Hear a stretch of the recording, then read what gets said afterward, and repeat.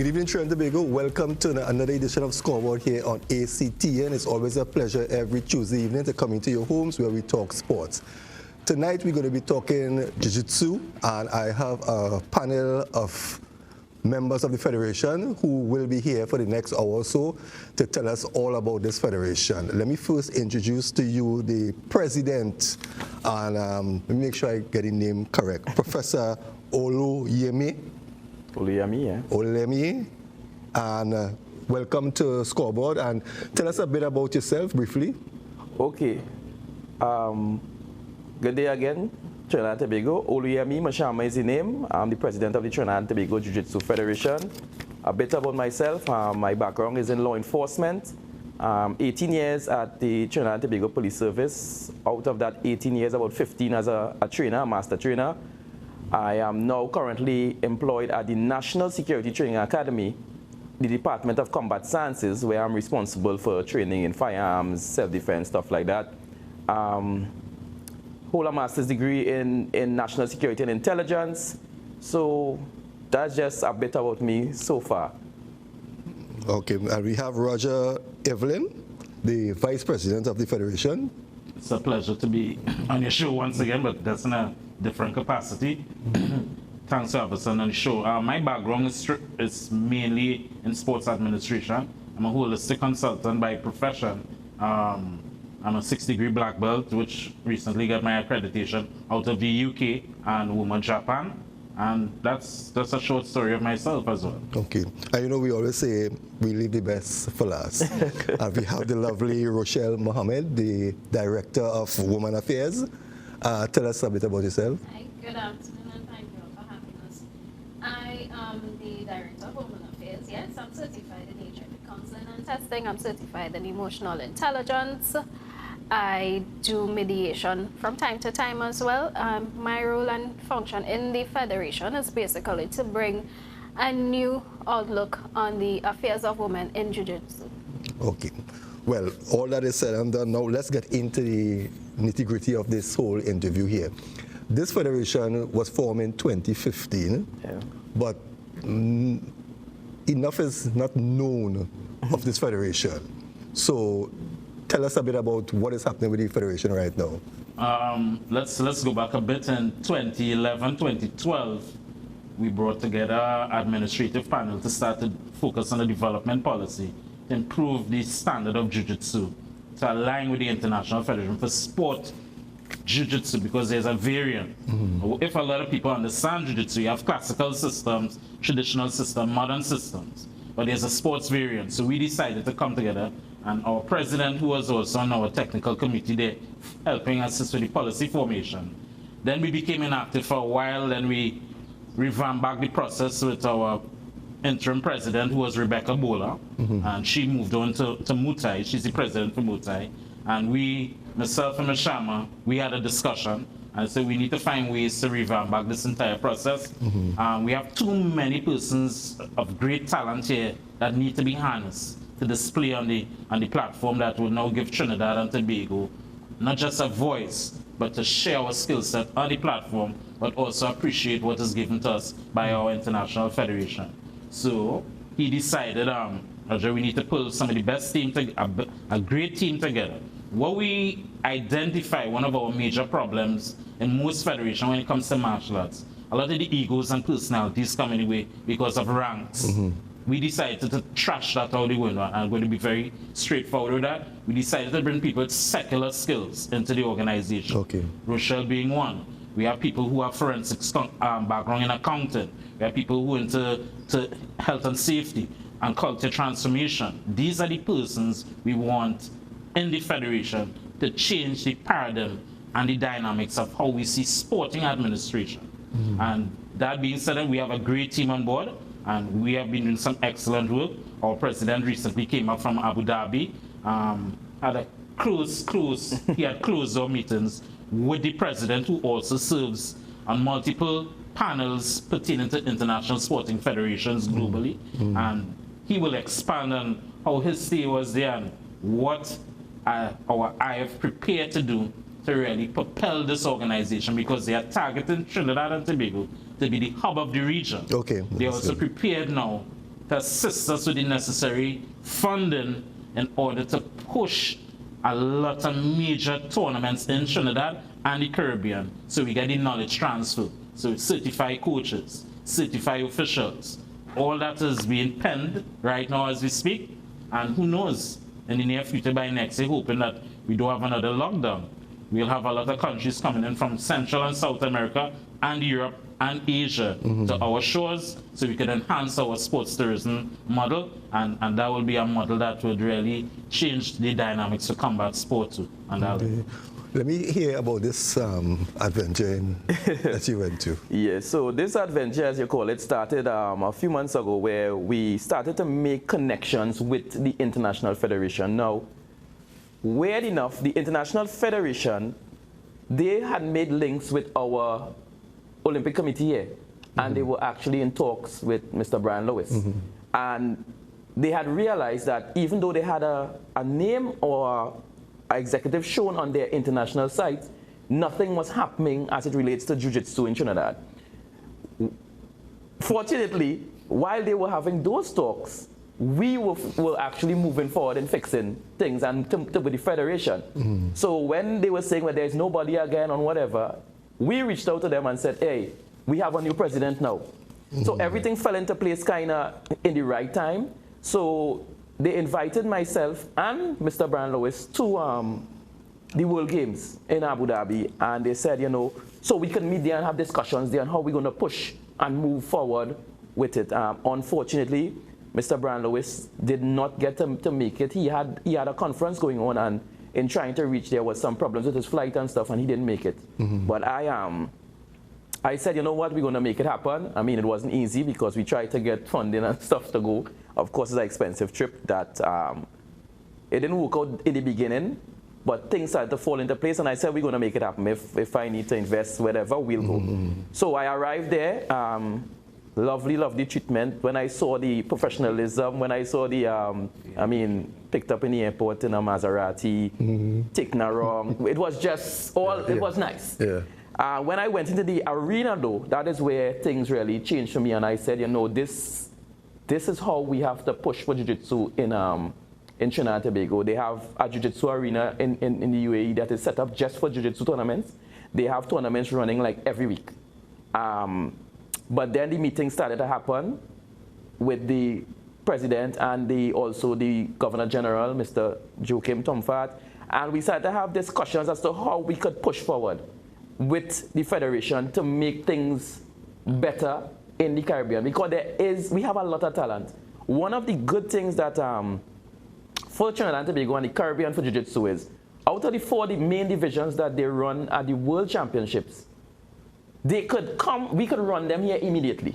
Okay. Where other countries had to still adjust to learn some of the other rules. So like the fighting and the duo and the show, which is the self-defense aspect of things. We could go straight into that because we already have the talent.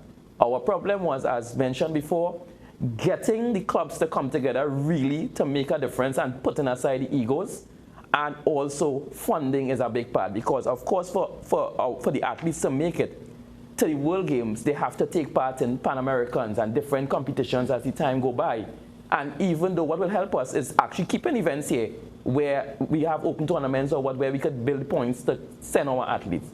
So it was a learning experience for me. I spent the majority of the time in the arena, looking at the coaching models, looking at the refereeing models, looking at how they set up the arena in the VIP access area, having contacts with the other presidents and stuff, what they have been doing in their countries, to how we could develop, and the interest even in Congress.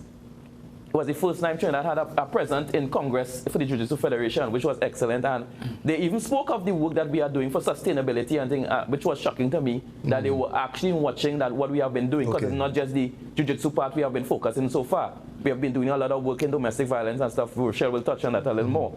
So they were really impressed with what they are seeing, because they also have a department called Jiu-Jitsu for Good, which focuses on some of these other areas, which we have already been doing. So we are really poised in a good place to move forward and put Trinidad on the map, both for the work, the humanitarian work that we are doing, also the jiu-jitsu part of it, the fighting, the competition aspect, the professional jiu-jitsu, is just for us to really come together and make it happen. Focus on the athletes and the country and stop focusing on the egos and who is on 10 degree and 100 degree and whatever. We had to get past that. Yeah. We had to get past that. You just get it in every sport. You just get it in every sport, Yes, you know. So, I mean, with me at the helm as much as I can, for people who know me, they know I push forward. So I already make a decision. If we going forward with two clubs alone, we'll go forward and push it. How long is your term? Well, it's supposed to be 4 years. Okay. Supposed to be 4 years. Technically, it's only 9 months have passed so far, and the kind of work that has been done in 9 months, a lot of other federations that has been functioning for 10, 15 years have not accomplished what we have done as yet without funding. Okay, that's good. That's good. Yeah. More or less that's it. Rochelle, tell me a bit about how you had a martial art background, how you got involved in a sport like this. I have no skill set. Don't make it sound like that. No, I'm being honest. Yeah. I have no skill sets in martial arts. Okay. When So you never watch a little martial art movie self? I'm a book fanatic. Okay. So TVs don't, yeah. Okay. Yeah, well, you're the right person to have on the committee. No, so when Mr. Mashama approached me, I think he is aware of my work with the Justice for Women Foundation, also on the executive board there. And I think he would have come across when we did emotional intelligence. Yeah. So his approach then was to bring a woman's touch and to bring that level of awareness within combat sports, because I believe that the ideology that goes behind it is that combat sports is basically for men. And the few women that are involved, they have this combative approach. So we wanted to probably turn things down a little bit and add that feminine touch to it, but also maintain a level of professionalism and take a holistic approach to it. Not just see it as combat sports, but see it from on a woman's end, that you can use it to develop your spirituality. You can use it to develop your self-defense techniques, and that is one of the more prominent things in the society that we are living in now, where women's defense mechanism is called into play. And that is where my role comes in. To not just, because I have no offerings in the art itself, but with the wealth of knowledge that I have and the experience in my counseling field, to bring that level of holistic approach and encourage women to not just look at this sport as combat sport, but take it in the essence of self-defense. And using that now to propel this sport if you want to actually engage in the combat of this sport. How has the experience been for you since coming on board? It has been an enlightening one. It has been one that has brought a lot of different perspective. Recently, we concluded a webinar in domestic violence for Domestic Violence Awareness Month in October. And in my role and function in terms of teaching of emotional intelligence, it was an enlightening experience to hear men from the martial arts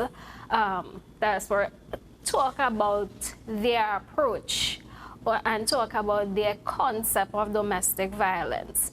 And honestly, I was surprised, because normally when you hear men talk about domestic violence, you hear the physical aspect of it. You don't hear them address the mental, the emotional, the financial, the sexual aspect of it. And to hear these group of men, both locally and internationally, because we had international guests that were on as well, bring that to the discussion, it was one that was enlightening.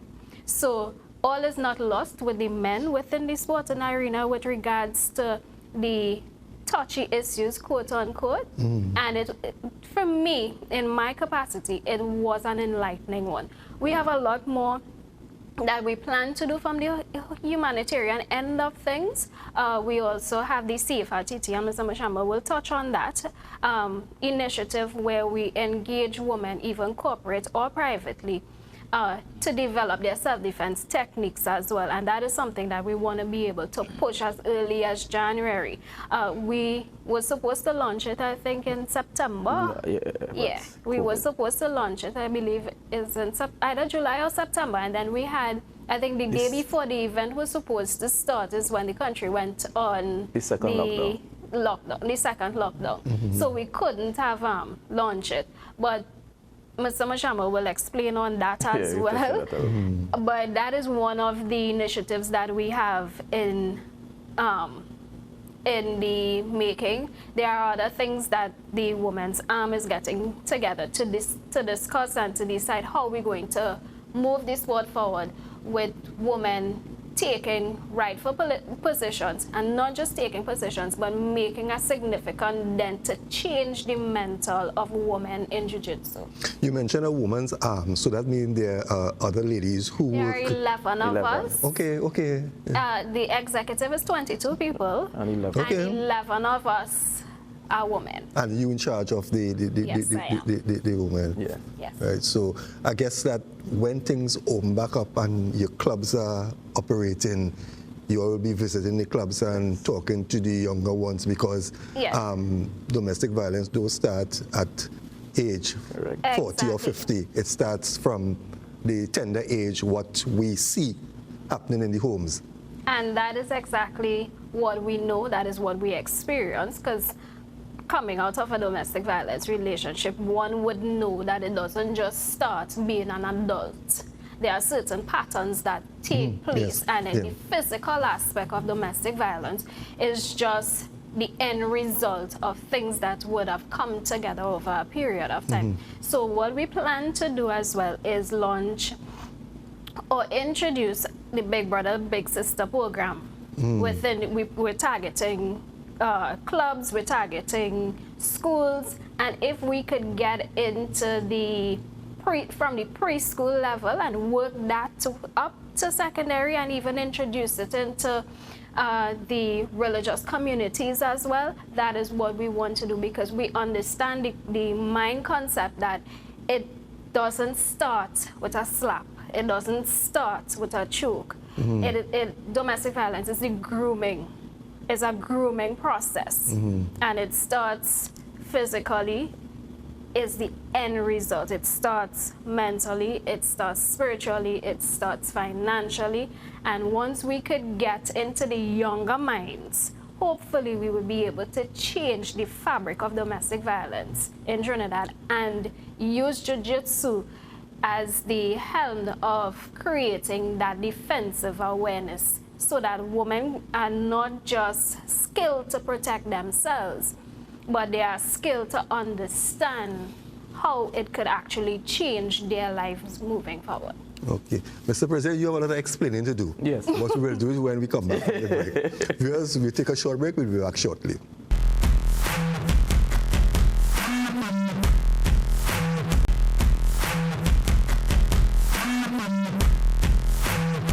Welcome back, viewers. Welcome back to Scoreboard on ACTN. Mr. President, you have a lot of experience. The floor is yours. Yes, so I know Rochelle normally gives me a lot of experience to do after she speaks. So yes, we'll go into some of it. So let me touch on the whole idea of the Safer TT concept first. That Safer TT concept started like in about 2019 is when officially myself and 2 other police officers came up with the initiative and the idea. That was even before I had come on board with the Jiu-Jitsu Federation. And the idea of Safer TT was to create an awareness for the country on the whole, Trinidad and Tobago, as it deals with self-defense, self-protection and stuff like that. When people hear safe her TT, because we spell it safe with the her, TT, they thought it was really only focusing on women. But we were referring to Trinidad and Tobago as, we call Mother Trinidad as a woman. So it was to develop it from that holistic point of view. Of course, you would expect that normally we have a lot of women coming to that, or gravitating to that sort of concept more than the men. Because the men would want to train separately, or they don't like people to see when they are their lowest, or they're tired, that kind of thing. So we said, fine, we're going to launch it. So we had gotten a lot of sponsorship to, at that point in time, back in with us to push the event. And the day before the event, after I now came off of an interview on TV talking about the event, then as soon as I came off, we heard that there was a lockdown. And we had over 300 persons already registered. Now, we were not going to do it, and it was free. It was a free event. So we had people from different agencies. We had IOM, International Organization of Migration. We had family planning. We had a lot of police, of that municipal police. It was going to be a major event. But we were breaking down the day into two. And then we were breaking down these into sectors.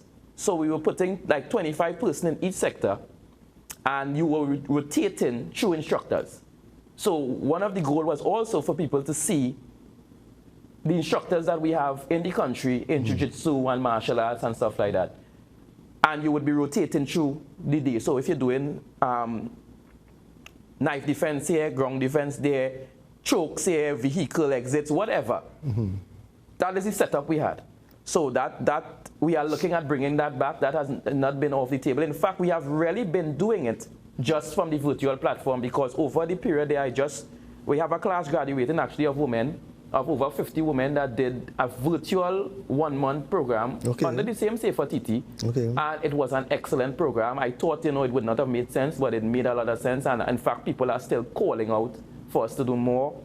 One of the things that we are looking to also do is the Federation is looking at having we will do it via social media first, but having a program called SAFER TT with Professor O, which we are going to be discussing all things safety.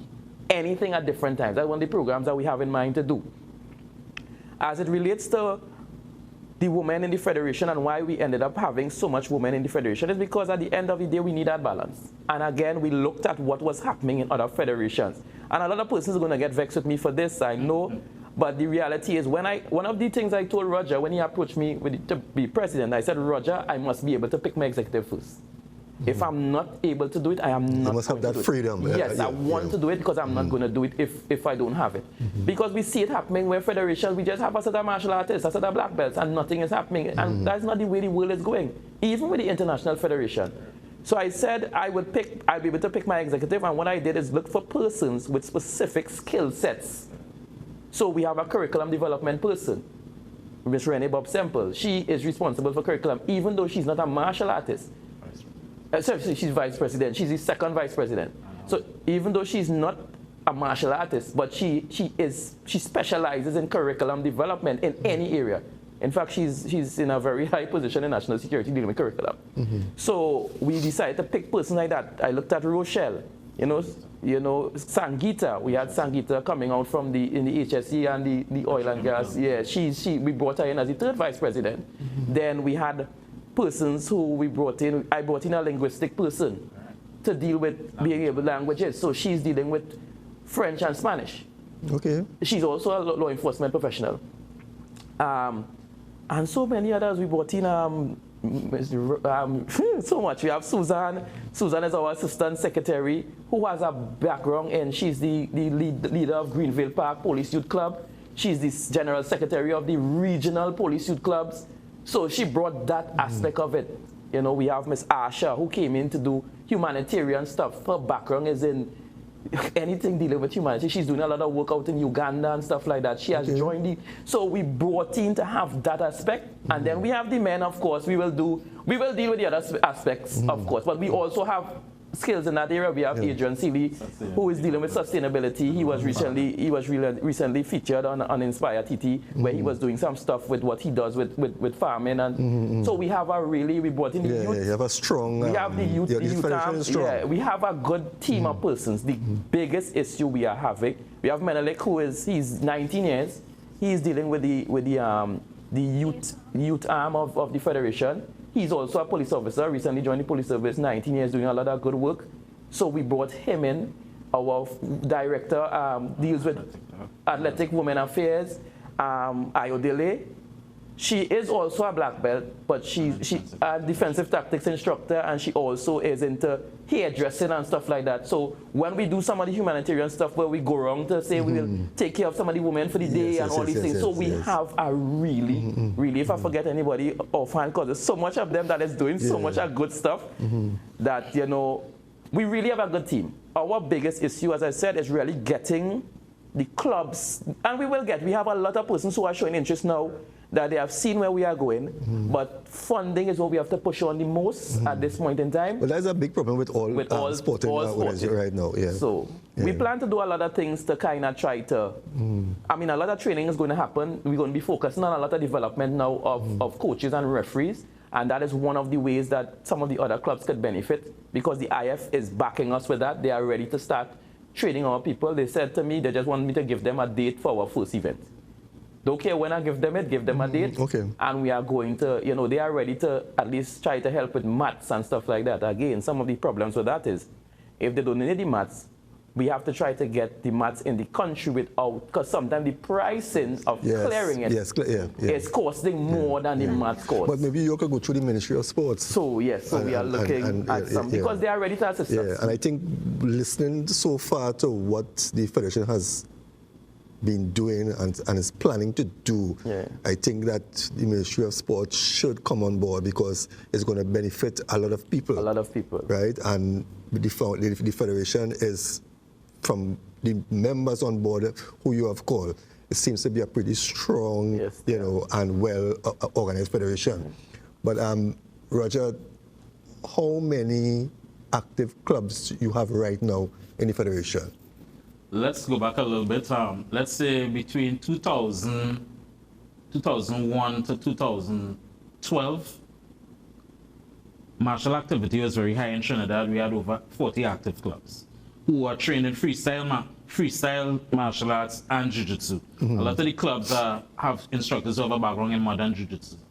So as Mashama was saying, our athletes just need to understand the rules in the system of our IF, and we could immediately place them to compete, and they could show a good account of themselves in Pan America. Okay. Because we also, I'm part of a Pan American special committee in the Pan American region when it deals with certain levels of development. But Trinidad and Tobago, we're willing to go. What we want to focus on in membership is showing the benefits of why to join the federation. And as our goodly president, showing that he has all these international accolades. Training in Quantico and FBI, he real humble, but I'll expose it now. Training in FBI, training guys in FBI in Quantico, training with the U.S. National Guards. And sitting I really thought he would have, when I gave him the opportunity. No, he wouldn't do that. He will always hide that. But I will put it out there. And I've been observing, people think we are brothers. Yes, we are brothers on a spiritual level. But it's always good to see that sometimes I don't want to say idolize him, but I've seen that he has set a model of a young man to really focus and pushing forward. And the humility defines him was excellent. So we realize that, Roger, what do you think about our instructors in Trinidad? And we'll have discussions for hours. And say, we can no longer go out there and say, because I have a black belt, I could teach self-defense. Why is that? I ask him, it's the use of force. You understand the law, legal ramifications. So he came up with a concept, well, let's certify our present Jiu-Jitsu black belts. So when they could go there, they could interact with law enforcement, security agencies, but they could also relate to the law when it comes to the use of force. It so happened in that development program, he started to use some of his graduates teaching corporate Trinidad and Tobago, persons who want to be instructors, to teach use of force, self-defense tactics, defensive tactics, use of control, how to use a battle, how to handcuff. And it was an amazing experience, because I am one such instructor who had the benefits of gaining an income in the process. So you ask me why wouldn't I want to join a federation who are creating an avenue to improve my finances as well? Yes, the opportunities are there. Also, we have a certification program for instructor development through the Department of Justice. I didn't know this guy had all these contacts. Now, after his trip to Atlanta, you're dealing with guys from the Secret Service. And it's an amazing experience to have somebody humbly coming back, sitting down, smiling and say, guys, we need to step it up because people come. And it's a wonderful experience to see that we're moving in the right direction. And we recognize that our Women Affairs division, where ethnic and gender balance is our focus. And women play a pivotal role in moving any organization forward. And we said it from the word go. Even before we reconnected with our IF, he and I was talking about it. Humanitarian projects, sustainable development projects. And we talk about she and Adrian Seeley. Excellent work. His proposal was selected by the IF Sustainable Development Model. And that's global. Because when he explained to them, it was a mind-blowing concept. We had people from China and Japan sitting down listening to this. Sweden, Austria. And they, I don't want to say dumbfounded, but they were amazed that a country that is considered third world was producing people of the mind of first world status.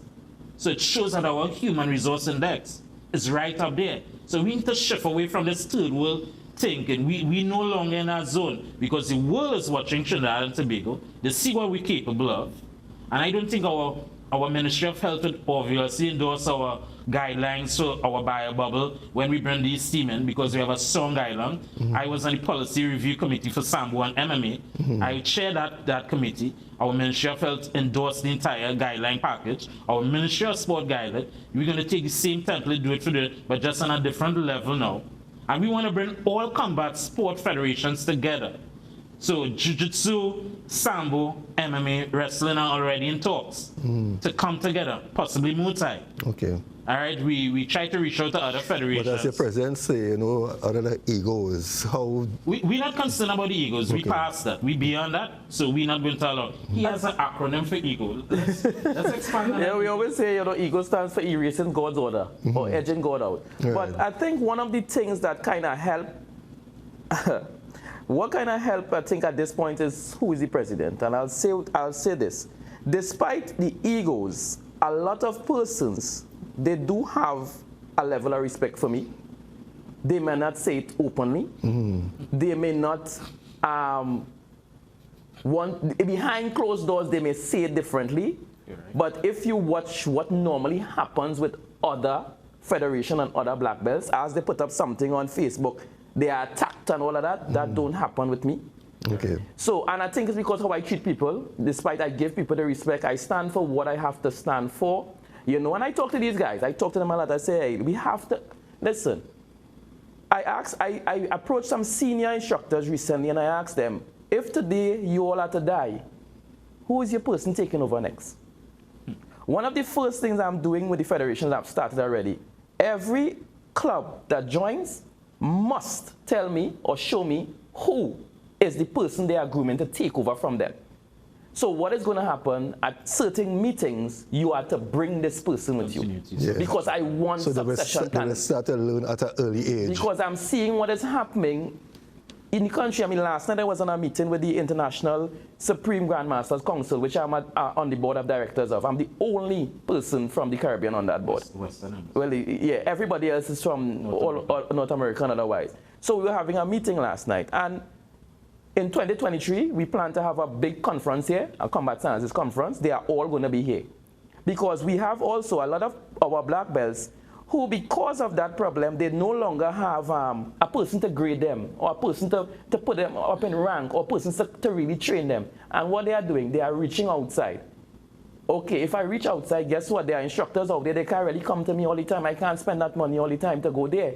How do I now elevate? How do I move up? And that's one of the things that council we are looking at doing. How do we now properly assess persons? So if it means that, okay, once a year the councils come to Trinidad and all the persons in the Caribbean are available, they come meeting the criteria to say, okay, they perform self-defense, they show me what their system is about, and then they get proper accreditation. Because we have too much fake accreditations happening also. That is one of the things that people have an issue with me for, because I'll bring it out. And I also tell people, if you don't have some form of academic understanding of training and development, you don't understand pedagogy, you don't understand andragogy, you don't understand the different styles of learning. How could you be an instructor? But I can understand that. Right, so pedagogy talks about how we train children and how children learn. Andragogy talks about adults. When we talk about the different learning domains and we talk about the cognitive is the mind. We talk about the psychomotor, which is the physical, and then we talk about the affective, which is the biggest part we don't focus on in training. So all of that is being taught in Jiu-Jitsu, It's being taught in Jiu-Jitsu when you come and do the instructor development programs and stuff, because you need to understand from a different level how to train, because the affective deals with feelings and stuff like that. And plenty of time you have a man who is properly trained in Jiu-Jitsu and he does not understand how to control his feelings and stuff, and we let him out there. No, we are not going to accept that. So long as you come on board, training and development is a big part in all aspects, if we say in holistic, because as I always say, in martial arts on the whole, 10% alone is the physical, 10%, the 90% is mental, spiritual. We have to push it. I don't care what spirituality you believe in, but you must have some form of to guide you, and because with that power you have.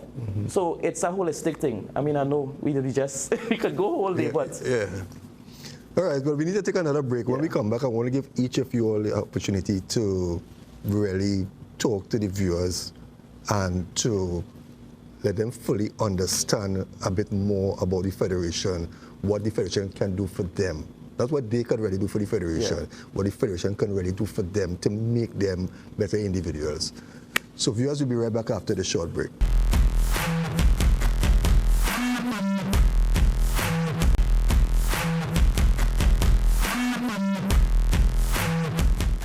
Welcome back, viewers. Welcome back to SCOREBOARD and ACT. And if you have missed any part of this program, remember there will be a repeat tomorrow at 1 p.m. and also on Saturday. We're talking Jiu-Jitsu with a difference, because definitely it is a difference after listening to how the whole federation is being organized, and what they are doing is really a sport with a difference. And you don't always get sporting federations like these. You get sport in a federation, we into this sport and we into this sport. Anything external, you hardly get that. Rochelle, tell me a bit about your plans and what the Women's Arm has in store for next 2 years, 3 years, how long you'll be there? As long as the Federation would have me, my presence would be there. In what I can tell you for the interim, we do plan to continue with the Safer TT initiative. We do plan to launch the Big Brother Little Sister program as well. We understand with COVID going on, we will not be able to physically interact. But however, if you have a keen interest in getting your child on board, reach out to us through the Federation's page, or you could contact either one of us. You all have an email address or a phone number that you all want to share with us? The Facebook handle is Trinidad and AND Tobago Jiu-Jitsu Federation. Mr. Mashama and Roger will give their numbers. My phone number is 284-5262. Email address, he will be able to give you that, because we're still in the initial stage of setting up that that domain. If you're a woman, and I say this heartedly, because my passion is with women and targeting the domestic aspect of it. You want to learn a sport, you want to learn something that would create a safe zone for you mentally, spiritually, and physically, approach us. We will take you through the three helm of it. We will harness your true potential, giving you the directives not just to master combat sport, but we will employ upon your emotional intelligence. We will employ, what, like Mr. Mashama said, we don't care what your spirituality is, but we give you that drive to get in touch, to get grounded, because that is a big part of who you are. You want to get involved in a sport that will give you that level of holistic approach moving forward. Yes, it's martial arts. Yes, it's combat. But as a woman, don't look at it in a combative mental. Look at it as self-defense, because that is what it was for me. I mean, when Mr. Mashama came and he said, Rachel, I need you on board, my first thing is, but I know nothing about martial arts. And I mean, yes, I'm doing the reading and all of that, but the physical aspect of it, it's not something that I have experience with. And coming to understand the physical part of it is just the 10%. You still have that 90% to work on. So if you want to get involved in something that will give you that holistic approach, the Jiu-Jitsu Federation is welcoming to you, whether you be of the corporate society, whether you be a private citizen, whether you be a young woman, an ageable woman, or you have a child that you want to give that level of exposure to, you want to harness that potential, then we are willing to accept you. Well said. Yes, so I mean, again, well said by Rochelle. We even have a youth division, and we have the person who is responsible for that is actually my niece, Sadie. She's actually doing a toy drive right now. I think she's supposed to do an interview sometime coming soon too. She's 9, and she's actually doing a toy drive because she said there are a lot of children out there that are not going to be getting toys for the Christmas, and she didn't like that.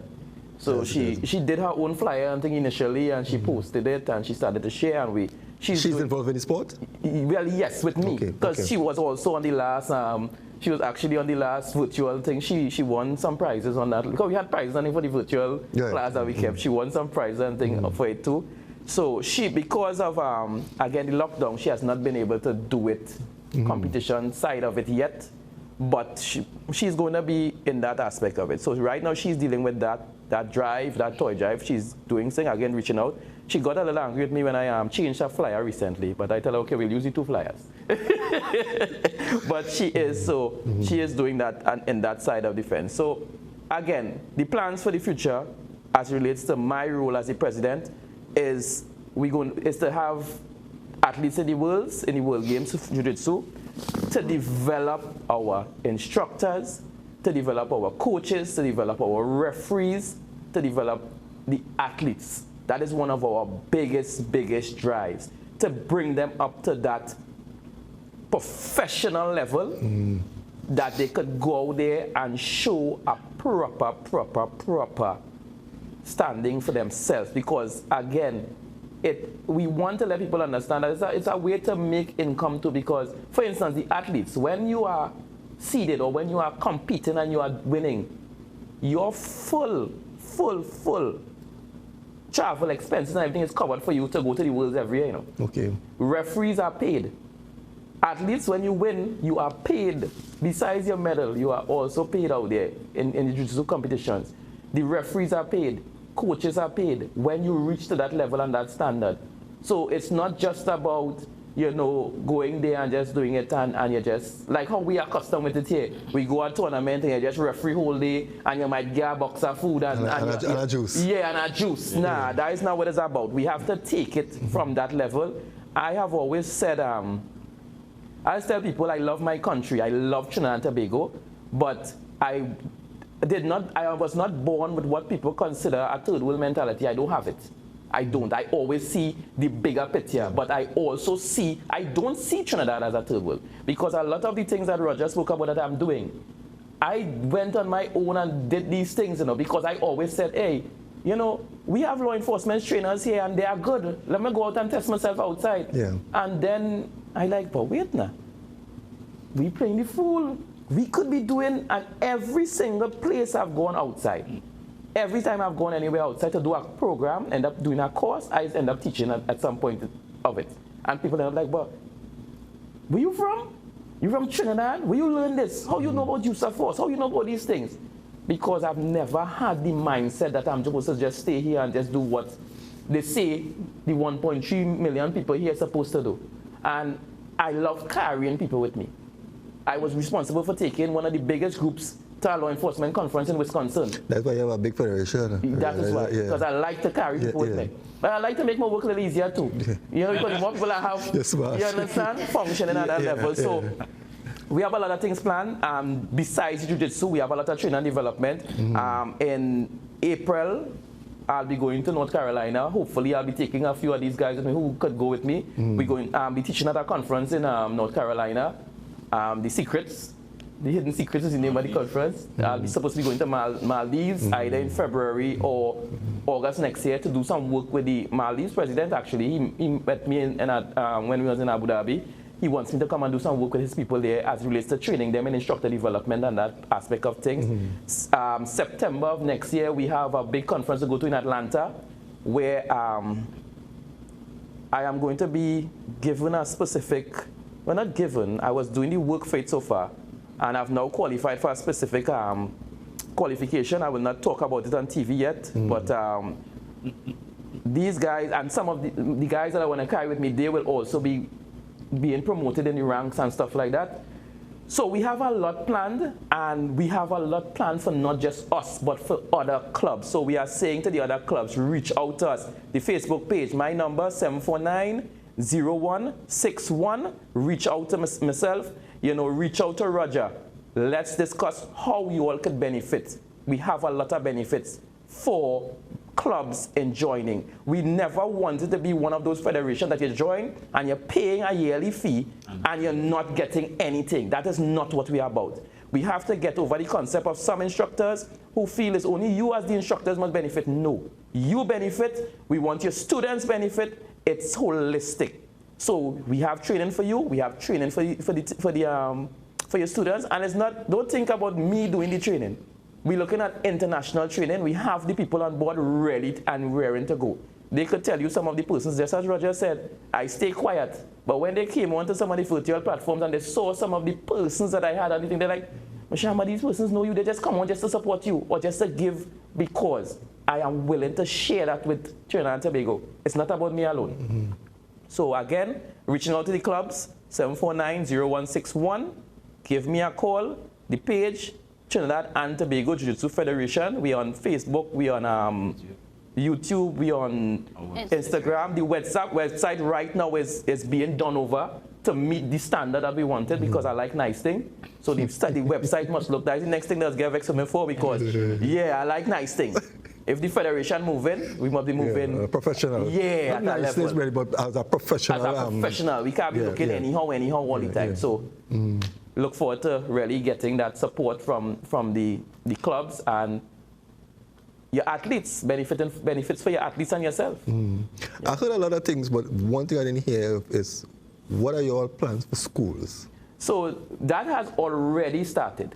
We have already started. Would you be taking the Jiu-Jitsu to schools? So, all right, so you're making me release one of my secrets that I did not want to release yet, but let me give you something. All right. So one of the things we are going to be doing, actually, we're going to be forming Jiu-Jitsu youth clubs. Okay. And we're going to be targeting the schools, so we're going to be having competitions amongst the schools. Now, they had something like that before, but it was just internal. We are looking, there are also youth club competitions internationally, where they have youth clubs that compete around the world. So the plan is that we target all the schools. We're talking about from preschool come up. We target the schools, we get the best of the best during the year, competitions and whatever. And these are the persons now we'll take to the worlds or the different competitions and build from that. That's one of the plans that, so you make me jump out and say that one early, but that is something we're going to do. We're going to be having Jiu-Jitsu youth clubs.